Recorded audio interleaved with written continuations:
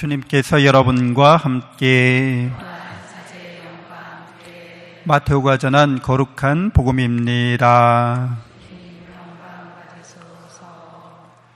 그때 예수님께서 여러 가지 비유로 수석사제들과 백성의 원로들에게 말씀하셨다.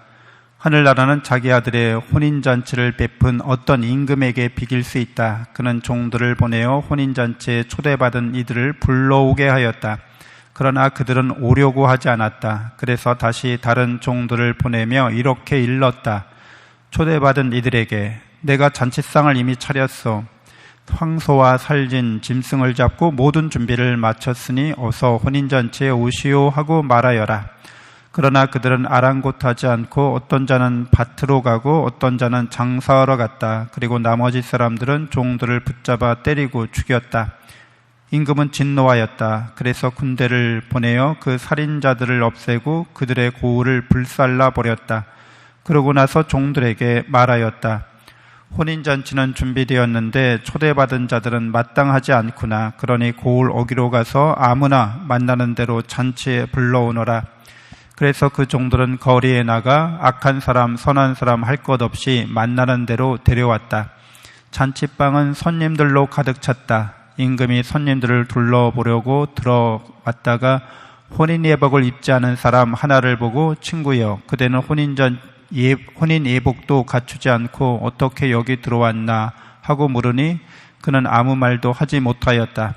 그러자 임금이 하인들에게 말하였다. 이 자의 손과 발을 묶어서 바깥 어두움 속으로 내던져 버려라. 거기에서 울며 이를 갈 것이다. 사실 부르심을 받은 이들은 많지만 선택된 이들은 적다. 주님의 말씀입니다.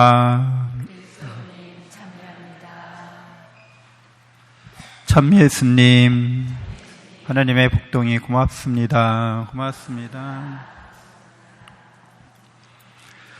네, 여러분은 하느님 나라의 예수 그리스도의 혼인잔치에 참석하신 분들이죠. 하느님 나라의 혼인잔치, 하느님 아드님의 혼인잔치, 예수 그리스도는 참 하느님이시고 또 참 사람이십니다. 그래서 예수님 안에서 하느님과 인간 사이에 사랑의 약속이 새롭게 맺어지고 그 사랑의 약속이 맺어진 약속이 성취된 거죠. 그러니까 예수 그리스도로 말미암아 하느님과 인간이 사랑의 일치를 이루게 되었습니다. 그래서 우리가 그 혼인잔치에 우리들도 약속으로, 계약으로 함께 참여해서 하느님을 닮은 내가 하느님을 닮아갈 수 있는 그런 은총을 받는 거죠. 그래서 이 혼인잔치를 통해서 사랑의 약속과 사랑의 약속의 성취를 통해서 모든 사람들이 다 구원받기를 바라고 원하십니다. 우리 인생이 걸어가야 할 길이죠. 우리 모두 함께 걸어가야 할 길입니다. 그래서 우리가 하는 일들이 세상적인 인간적인 일들로만 끝나는 게 아니라 하나님의 일로서 세상 일을 하는 거죠.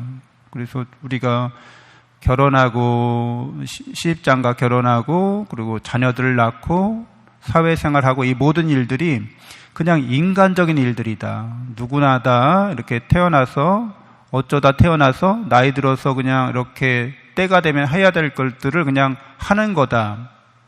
이렇게 생각하는 게 아니라 우리는 소명받은 사람들로서 하느님의 사랑으로 그런 일들을 하고 있다는 거죠.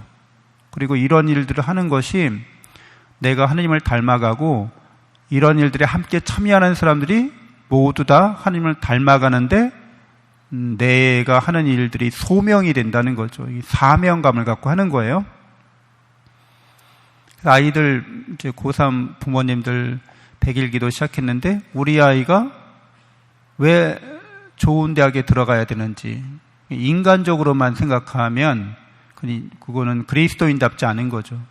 우리 아이가 왜 공부를 잘해야 되는지, 좋은 대학 들어가야 하는지, 좋은 직장, 또 어떤 사회적인 이런 세상적인 삶을 살아가는 데 있어서 목표로 하고 있는 바가 하느님의 사랑 안에서 그것이 이렇게 포장이 되어야 하는 거죠. 내용도 그렇고 형식도 그렇고. 그래서 그리스도인들이 기도하는 거는, 세상 사람들이 기도하는 거는 그냥 기복신앙이잖아요. 무조건 잘 되게 해달라는 거죠.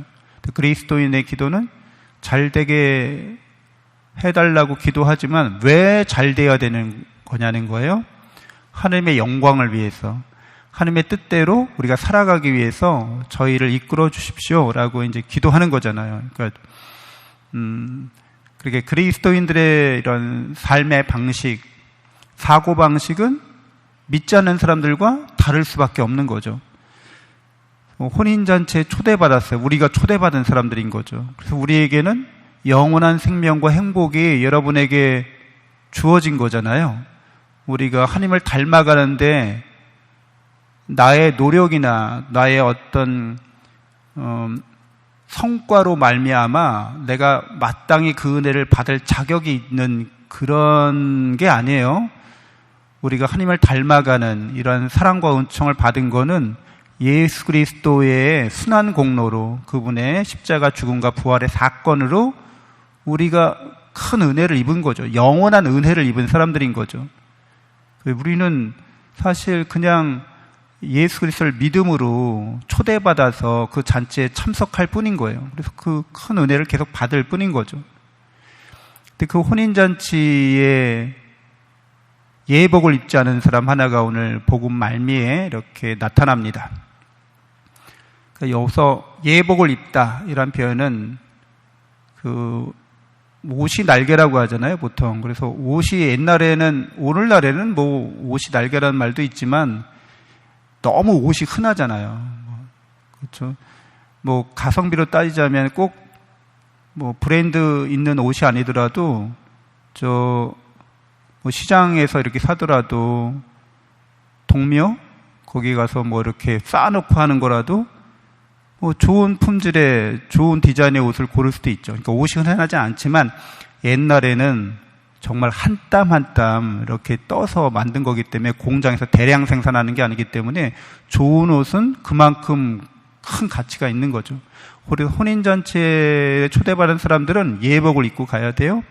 근데 예복이 없으면 주인이 초대한 사람이 손님용 예복을 이렇게 입고 갈 수 있도록 그렇게 대여실이 있습니다. 그러니까 다 예복을 입고 혼인잔치에 들어가는데 예복도 안 입고 들어간 사람이 있다는 거예요. 근데 이렇게 옷을 입는다는 표현은 성경에 자주 등장하는데 이런 식으로 등장합니다. 그리스도를 입으십시오. 사랑을 입으십시오. 이렇게 표현해요. 그러니까 우리가 이렇게 사람의 형상을 이렇게 하고 있잖아요. 이거를 우리나라 말로 인두껍이라고 하죠. 사람이 인두껍을 쓰고 어떻게 그렇게, 그러니까 이렇게 육체를 입었다는 표현입니다. 근데 진짜 우리가 입어야 될 혼인잔치에, 예수님의 그 구원의 은총의 잔치에 입어야 할 옷은 은총의 입은 옷인 거죠. 그 은총의 옷으로 우리의 생각이나 우리의 감정을 입히는 거죠. 그래서 우리의 생각이나 우리의 감정이나 우리 의지가 예수 그리스도를 입은 사람답게 그렇게 생각하고 말하고 행동하는 거죠. 그것은 우리가 그렇게 하려고 노력했는데 잘 안 됐어요. 그래서 좀 부족해요. 예복을 대여해줘요. 그렇죠. 혼인잔치에서. 여러분들이 이렇게 미사에 참석하셨어요. 근데 이제 혼인잔치에서 혼인 음식을 먹는데 성체를 받아 모시는데 내가 부족해, 부당해. 그럼 저 고해서에서 예복을 이렇게 주는 거예요.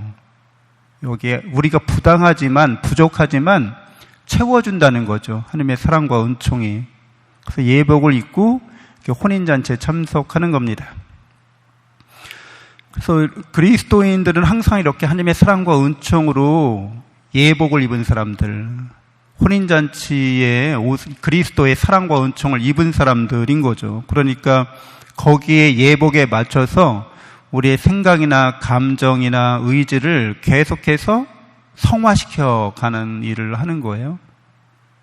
근데 이제 어떤 경우에는 뭐 우리 본당한 얘기는 아닌데 모 본당에서 이제 뭐 카페도 운영하고 뭐 크게 운영하고 하니까 거기서 발생하는 수익이 있잖아요. 이거를 이제 가난하고 어려운 곳에 나눔을 하고 이렇게 도와주는 걸로다가 이렇게 공지하고 그리고 실제로 이제 그렇게 공표를 했는데 꽤 많은 돈이 이렇게 나눔을 해서 쓰여졌어요. 그랬더니 어떤 신자분이 그런다는 거예요. 아니, 이 돈을 그렇게 이웃들에게 나눠주만 하는 게 아니라 오히려 우리 커피 가격을 좀 더 낮추면 우리가 더 싼 가격에 먹을 수 있지 않느냐, 이런 식으로 이제 얘기를 하는 거죠. 근데 굉장히 이게 세상적인 사고방식인 거예요. 그러니까 교회를 통해서 이익을, 세속적인 이익을 더 많이 보고 싶다는 거죠. 근데 일반 카페보다 훨씬 싸잖아요. 거기서 충분히 이익을 받잖아요. 근데 더 이익 보고 싶다는 거예요. 근데 이런 식의 사고방식은 좀 그리스도인의 예복을 입은 사람답지 않은 거죠. 그러니까 또 어떤 경우에도 그런 경우가 있어요. 성당을 건축 중인데 건축 헌금을 냈어요. 큰 액수를. 근데 자기가 이사를 갔어요. 이사 가고 나니까 그 본당도 건축 중인데 내가 떠나온 본당보다 더 어려워. 그래서 전에 있던 본당으로 가서 내가 냈던 헌금 돌려주세요. 여기 본당에 내야겠어요. 그러니까 이런 우리가 뭔가 성당에서 이렇게 이익이 발생할 수 있잖아요. 근데 그 이익이라고 하는 거는 봉사를 통해서 그 봉사자들이 자기의 희생을 통해서 얻은 거라고요. 그렇잖아요. 그래서 그것을 베풀고 나누는 거라고요. 사랑으로 베풀고 나누기 위한 교회의 모습인 거예요. 근데 거기에 생각이, 사고방식이 왜 그걸 외부로 돌려? 내부로 돌려서 우리 이익을 더, 복지를 더 강화해야지? 이런 식의 생각은 하느님 나라의 이런 사고방식, 생각하고는 완전히 다른 거죠. 하느님께 봉헌한 것을 마치 내가 무슨 기부를 했거나 기증한 것처럼 여기는 거예요. 그런 건 아니에요. 우리가 내는 헌금이나 교무금이나 이런 모든 것들은 하나님께서 주신 것을 하나님께로 되돌려 드린 거예요. 그리고 모든 건 다 하나님의 것이고 우리가 특별히 하나님께 이렇게 바친 거는 하나님의 것이 되는 겁니다. 우리 게 아니라는 거예요, 더 이상.